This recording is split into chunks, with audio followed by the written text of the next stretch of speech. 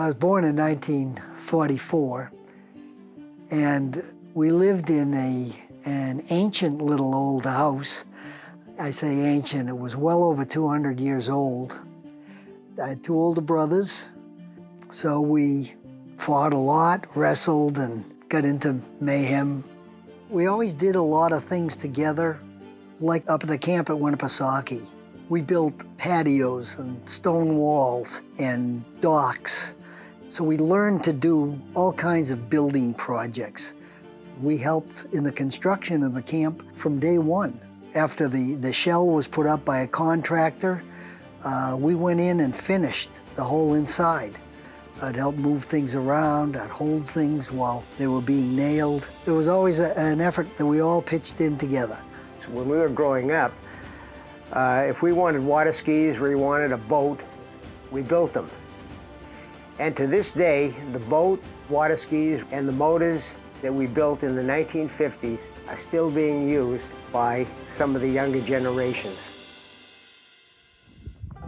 The Goedeckes love to make things, and we love to build and create and design. And this has been multi-generational. For example, this boat here was the first boat that we ever had. And it was made in Manchester by my two uncles, my Uncle Carl, my Uncle George, and my grandfather. And they got the plans out of a popular science magazine, sent away for it, and they built this all themselves. And the boat now is still going. It's a 1953, and we love it, and we use it all the time. A lot of fun. This other boat here is called the Bug. And my two uncles didn't want my father to use their boat because he was little. So they said, you got to build your own. So what did he do? He built his own boat in 1955 with his father, and he called that the Bug. And that is used a lot by my daughter, both my daughters and my son. So a lot of fun, many generations. You know, they didn't have a lot of money, but they knew how to do stuff. And when you don't have a lot of money, but you're handy, you make things yourself. And now that's opportunity. And so if you want to have things, have nice things, you make things. Like, for example, these water skis, they wanted water skis. So what did they do? Well, let's make some. So they took wood and they cut it, bent it, steamed it. They took bindings that they made from old inner tubes, and now they have water skis and they can go out and enjoy the lake. So like this dock they built themselves out of railroad ties and stone cribbing, and it's just a wonderful place to hang out and enjoy the lake, swing on the swings, and it's wonderful. And we're fortunate to be able to know how to make stuff and do things, but that's the business. I mean, we make and do wonderful things for customers, and we're creative, and we figure out how to do things. And sometimes there are things that we do for customers that maybe we've never done before, but we figure it out. One thing that was interesting about Herbert is that he let all the kids use tools and use things, which is, I think, why me and Herb know how to use tools so well, because my dad, the same thing. We got to use tools. And all my friends growing up would come to my house because there were tools that could be used, because their fathers, oh, you can't use my tools, maybe you'll break them, lose them. My dad was like, here's the workshop, use the tools, learn, make stuff. Like, don't be afraid, get out there and do it. And that confidence has definitely been a big part of, you know, that one of those Goedecke traits. My mom and dad were madly in love the whole time I knew them. Mom was Grace, and she had a lot of grace. She was the original secretary and bookkeeper for us. And my mom looked out for my dad because he was always running, and I mean literally running. He never walked anywhere. He'd get out of the car and he'd run to the customer's front door. And always, you know, just a minute more, I'll get this done too. And always trying to fit something else in. So she was an invaluable help. Well, as young boys, all three of us, the minute we were able, my dad would start teaching us. And we would learn how to do prepping. We would wash, sand, scrape, and clean up. You know, they get the same kind of jobs Peter and I got when we were young. You scraping paint, cleaning up, washing brushes. They didn't get to really paint anything. No touching a paintbrush or doing anything. You had to learn all the basics first. I got to do the scraping and the sanding. I cleaned brushes after brushes after brushes. Would take wire brushes and scrape them down and then dunk the brush in a thinner or gasoline or turpentine. Matter of fact, I think it was probably 3 years before they let me hold the brush. Of course, we were the young guys, so they sent us up on the highest ladders to do the peaks. Worked on many steeples on what's called a swing stage, which were block and tackle with ropes. Fun work for me. I was a climber. Even as a little kid, I climbed all the highest trees. And so I was very much at home where a lot of other people, they were scared to death to go up that high. In 1962, I graduated from West High School. 3 days after graduation, my brother was getting married. I was going to be one of the ushers, and I met Nancy, a junior bridesmaid. My second cousin was getting married, and so she asked me to be a junior bridesmaid in her wedding, and she was marrying George Goedecke. Alan happened to be there because he was one of the ushers, because it was his brother. I can't say that we even had much of a conversation. I was very shy at that point, but that was the first time I'd met him. Cute little girl. Shy. I remember dancing with her, and I don't think she had ever danced with anybody before. I'm not sure. Summer of I turned 17 is when I met Alan the second time. A lot had happened. I had gotten through my first year of college, and shortly after that, my mother passed away from cancer. So I'm an only child. I'm with my dad. I'm very protected. I'm very shy. We go up to the Goedecke family place up at Winnipesaukee because he has a sailboat, a little sailboat. So we go out and sail on the lake with another neighbor kid, so it wasn't terribly romantic. She came up to the camp and stayed over that one night, and we went sailing together. And that was a lot of fun. So he invited me to go to a party with his parents. This is funny. It was the Painting and Decorators Contractors of America Christmas party.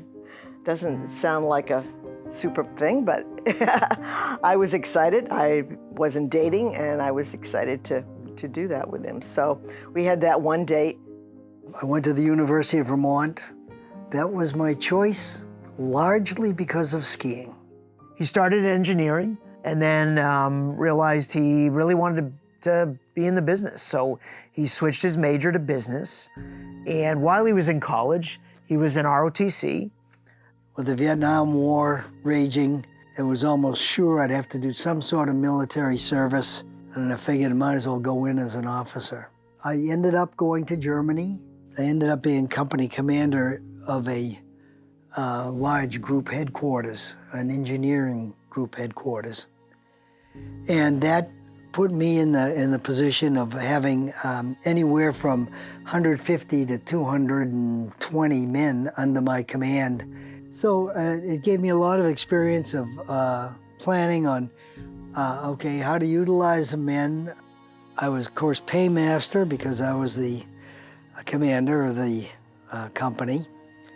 So I learned about the finances a bit, and I was handling large amounts of money, had a lot of trust put on me, and never had a problem. He just kind of went with it and just figured it out as he went, and he got called in for a review, and his commanding officer above him said, hey, you know, how come you haven't come and asked me things, and how come you haven't checked in and all this stuff? I said, I didn't think you wanted to see much of me. I thought you wanted me to handle things. And he says, well, yes. He says, but your predecessor was down to see me at least once a week. I said, well, gee, I didn't think that was, I thought you had more important things to do. He said, well, I do. Then he said, you're doing a great job. And from that point on, I don't think he ever criticized anything I did, and he sure tried to get me to re-up at the end of my term. Because he had to do payroll and was in charge of guys, it was a great entry into business, and he learned a lot in that position, which helped him run the business later. But he went into the military, and since I hung out with my cousin Marilyn quite a bit and her mother, they talked about him, and I thought, you know what? I'm starting to be less shy. I think I'm going to be really bold, and I'm going to get his address, and I'm going to send him a letter. And he's going to get it and go, who in the heck is this sending me a letter? I was surprised when I got a letter from her. Very surprised. And I thought, she and Marilyn are cooking up something here. It was really flattering to get a letter from a cute girl from home. During that time, he and my mother are writing letters and, which I think they still have. There's a whole shoebox full, I think, from what I heard. Whenever a holiday came by, it didn't matter whether anyone knew there was a holiday or not. If there was a card, I had an excuse and I knew where to send it. Got so I was really looking forward to mail call. And it continued all through my career. He came home from Germany in the fall, a couple of years later, and we were engaged in February and married in June. And here we are, 53 years later. We actually moved into the first house that Grandpa Goedecke had bought when he had come from Germany. And the business was just around the corner. And at that time, we also bought our first color mixing machine. As far as I know, there was no other paint contracting outfit in the city that had a setup like we did, where we could mix those colors. And what we would do is we would keep the formulas on a card so that we knew exactly what each one of our customers had. It was one of our hallmarks that nobody else was doing that at the time. You know, it's that personal touch that shows that we are interested in them. They are our customer and they're important to us. There were always challenges in our business because every place you did painting was different. I think the biggest challenge that we faced at one point was the Congregational Church in Nashua. It has a round dome, which needed to be painted, and the seating was on a ramp. So I came up with a plan with steel staging, so it was higher in the center for the top of the dome, and the sides reached up enough, and we could run planks from the center to the sides so that we could reach all the areas. And the genius of it was that we had screw jacks in all of the legs on wheels. So we could roll this and move it around the circle even though the floor was uneven. And my dad, and I came up with the idea at first, he says, it doesn't sound like we can do that. And I said, well, yeah, if we do this and this. Anyways, we worked it out together and came up with a plan. It worked, thank God. And the job went successfully and it was a profitable job. There was another one we did that I was so proud of too. We painted the Sylvania Electric factory, and they wanted us to paint the ceiling in this whole plant. It had open web girders. We had brackets that hung from the girders and planks that went from girder to girder. And not only were we spraying the white on the ceiling, but all of these gas pipes all had to be painted a different color. It was amazing. We finished 3 days early. We had a very excellent reputation.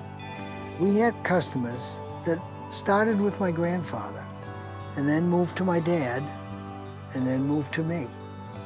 We were working with third and fourth generation in a lot of families. Our main focus was painting, and paper hanging was all the rage at that time. We had thousands of wallpaper books at that time. Wallpaper was such a craze. Wallpaper was huge, huge, huge. And we stocked probably 100 wallpapers and borders were actually in stock, ready for you to purchase. We ended up doing a lot of other things too. While we were in the houses, we'd be painting windows. And we'd take the shades down and they literally were falling apart. So we started doing shades. Then we expanded more into the drapery end of the business. And of course, if you're doing draperies, you're doing top treatments, you're doing cornices, you're doing swags and jabots. And we started to do a lot of kind of fancy stuff. There were many bathrooms that the walls were in tough shape. And so we started doing ceramic walls and floors. And when you're redoing everything, the carpet's usually worn out, so you pull the carpet out and you say, okay, would you like us to replace the carpet? Doing it like any other retail store would do it, except we didn't have a retail location. My dad had vision, and I think Alan, of all of us boys, has the most vision in the family of where the business would be going. And when Dad and I were talking about our partnership, I was going to run the business, and he was going to train the workers. He loved to teach and show people how to do things. And then we talked about opening a retail store. They were starting to drop paperwork, you know, in terms of like how they were going to join. It was going to be a partnership. Everything was going along fine until we got a phone call. Alan's dad had passed away that night. The tragic part was, he was only 26 years old when my dad died in 1971. That was kind of a shock to all of us, because my dad was only 54 years old. Like I said, he was a go-getter. He was always doing something. Loved to dance. And he and Mom were at a friend's 25th wedding anniversary. And when I got there, found my dad had collapsed while dancing with my mom. It's not surprising. He was a great dancer. He and Alan's mother loved to dance. I think he had even said once if he had a choice, he'd like to die dancing. And, well, God said, here you go. It's time to come home. And he was gone. All growing up, people would tell me, I was at the party where your grandfather died. It was a huge thing, because when you're young like that, it's a lot different. They started bypass surgeries about the year after my dad died. You know, if he had held on another year, he might have been able to be pulled through that. And it was quite a heavy burden to put on Alan. He had to give a lot of thought to what he's going to do with the business, because my father ran the business out of his house. We hadn't even actually finalized the partnership. The final papers were waiting at the lawyer's desk to be signed, that's all.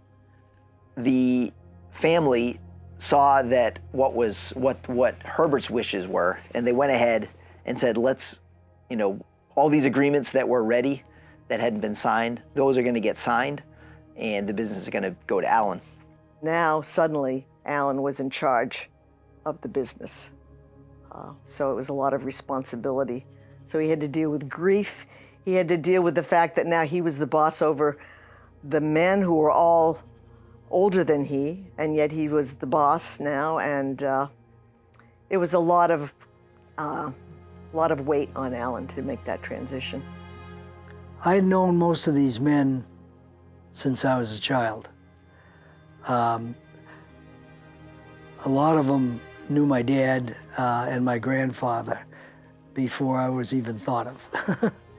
Now, all of a sudden, my dad is handling a big crew of men. And not only that, but he's also got to price out the jobs, get the jobs, and then schedule the jobs. And though he has great leadership skills from his time in the Army, that's a lot. And then a few months later, our first child was born, who is named Herbert because he was born the year to the day that his grandfather died, which was a special answer to prayer. My dad had become a Christian, and he was not sure, did his father know the saving grace of Jesus? And so, unbeknownst to my mom, he asked God for a sign. And he said, God, you know, I would love to know if my dad's in heaven. And if he is, then I will have a son, and he will be born on the anniversary of my dad's death. And my mom's water broke on June 4th. And usually, the day your water breaks is the day you have the baby. And my dad told my mom, "Oh, don't worry, he's not coming till tomorrow." And my mom looked at him and went, "When did you become an expert, right?" And I think I was born in the morning of June 5th.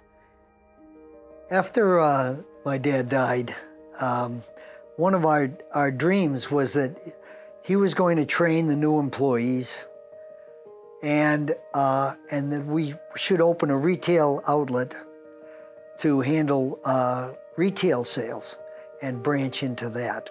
Thus began the process of trying to figure out, okay, if it's not in the family garage, where is it going to be? At first, we had put money down on some land in an industrial area, and that wasn't going anywhere. And then we found the building out in 101 in Bedford. And I happened to be driving by that property and thought, hey, that'd be a good place to locate. It was going to be a lot less. We would have a very prominent position, except it was quite far out from the Manchester area and even the Bedford Commerce area. And when he found the location in Bedford, everybody thought he was nuts because there was nothing out there. Except Alan has vision, and he had an idea what he was going to do. And as all turned out, he picked a beautiful location and spot. At first, it seemed kind of too far out there, but it was a good size, it had a lot of traffic, the price was right, and so we were able to move everything out of his mother's garage and into the new space and try to figure out what it is to do retail as well as contracting. We had a lot of customers in Bedford, and we figured the Manchester customers would probably come out and do business with us. That didn't really materialize like we had hoped. But because we were on busy 101, the Milford area started and Wilton area started to become a prime focus for us. So this whole section of the state became prime for both retail and for the contracting. So it was a harder location, I think, to start a business in. I mean, today, it's the best place, and that's why God led them to the location that we have. I remember my father saying, sometimes you're lucky, or sometimes you're successful despite yourself. So the town grew up around us, and it was just an amazing thing. And now it's the best place, maybe one of the best places in New Hampshire to have a business like we have. We had gotten a great big commercial looking sign, and we were next to a wholesaler. So a lot of people thought, well, this business must be wholesale also. This was hurting us. So we knew we had to get a better sign that was more retail oriented, which we did. We had to change the sign. We had to just keep on trying to get people to realize who we were. It was hard to get that idea. You'd say Goedecke and they'd go, oh yeah, the paint store. And trying to get people to realize, well, it's the carpet store, it's the wallpaper store, it's the drapery store, trying to get people to make that transition to see we were more than what we had been before. So all we could do was work hard and hope for word of mouth, which is what a lot of your business ends up being anyway. They changed the whole nature of the business. And fortunately, he had a wife named Nancy. And Nancy and him make a great partnership and pair in operating the business. When I was having trouble on a job, she'd know it. I didn't have to tell her. The look on my face or a drag through the door, whatever, and she'd be concerned. I think one of the toughest spots was when Alan had tried really hard to do a really good job for a really tough customer. And the final blow to Alan was the customer says to him, "Well, your father wouldn't have done it this way."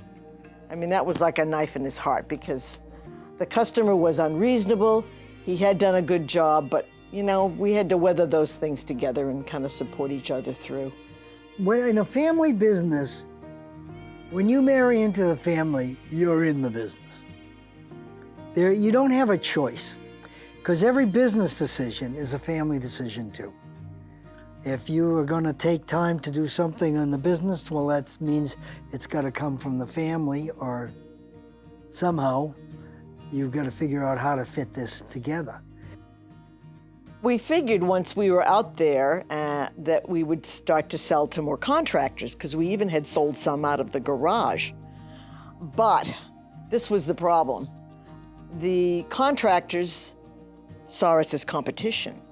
He wanted to sell more paint to contractors, and obviously no one's going to buy paint from him if those same painters are competing with him. At first he had a partner, and the partner was going to do the store and he was going to do the contracting, but it turned out their strengths were much better in reverse. So it ended up Alan did better in the retail and his partner did better with the contracting. After a couple of years, realized that, you know, it was probably better to just split it off. We kept our name, our business name. He did his own thing, and Alan continued in retail. I got more and more drawn into the retail end. I started going to some meetings of other retail owners. They would open up of how they did things and how they reacted with distributors and such. And it was very helpful. Some of my best teachers were the ones that were trying to sell me something.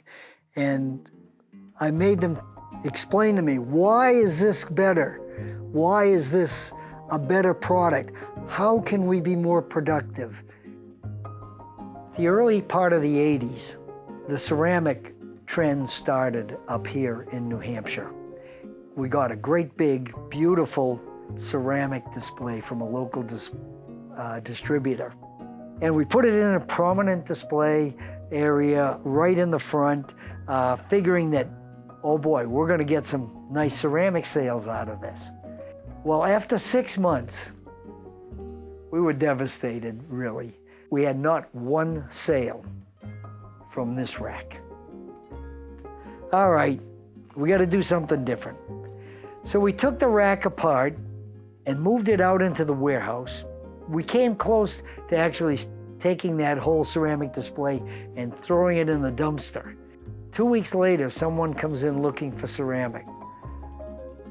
And we have to say, oh, gee, we've moved the ceramic display and we're in the process of changing its location. We didn't say we were throwing it out. Anyways, so we brought them out in the back and we worked with them and helped them go through the samples. Got our first sale. It was a good decision not to throw it out, and we do such a huge ceramic business now. And we have one of the largest displays of ceramic in the state. His biggest challenge when he first opened the retail was about 4 or 5 years later.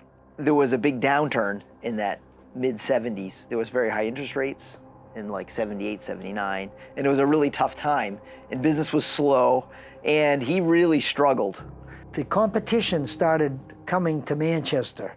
Color Tile, Color World, Sherwin-Williams took it on. The big box stores started moving in. Home Depot, Home Quarters at the time, and Home Quarters even had our paint line, and that wasn't supposed to happen. So we were starting to meet competition that we hadn't expected, and we wondered if this was all going to work. So that was a really tough time that they had, and he got past it, and then it moved into the 80s when everything just roared. We had a great big carpet retailer, well-known, Harvell's, just down the road from us. It was interesting. They didn't want to mess with the small jobs. Say, oh, why don't you go up to Goedecke's? They'll take care of you. And we did. We took care of them, and we won over customers. And You know, our motto was to, you know, really take care of these people. You want to connect with the person. Who's that person? Do they need this thing that I'm trying to sell? So it's not just, how am I going to get money out of that person? You know, you don't think, oh, well, if I only sell them a quart of paint and it takes me 2 hours to get the color right, that's not good. I've got to sell them a $10,000 rug, and then it's worth it. Then they're a worthwhile customer. No, we never looked at people like that. It was always like, here's a customer, we have a product, they have a need, how do we help them? As we grew, we got into doing remodeling, we got into ceramic work. We were selling them the wallpaper, we were selling them the paint, maybe even helping them find a good contractor to put the paint on. We were doing the draperies and such, and everything was booming. Our sales were going through the roof, and we were almost up to $1 million in sales. But everything stopped. Suddenly, our sales weren't going up, they were going down. And this was a whole new ball game.